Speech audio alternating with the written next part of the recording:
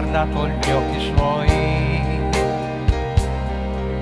sono certo che non avrebbe mai abbracciato forte me. Perdonala, perdonala, nemmeno un istante mi ha amato. Perdonala, perdonala, parlava soltanto di te.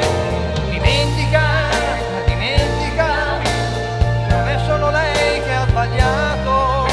Dimentica, dimentica, io so che ti ama di più. Ora soffri, forse più di lei, e hai deciso di non vederla più. Ma ricorda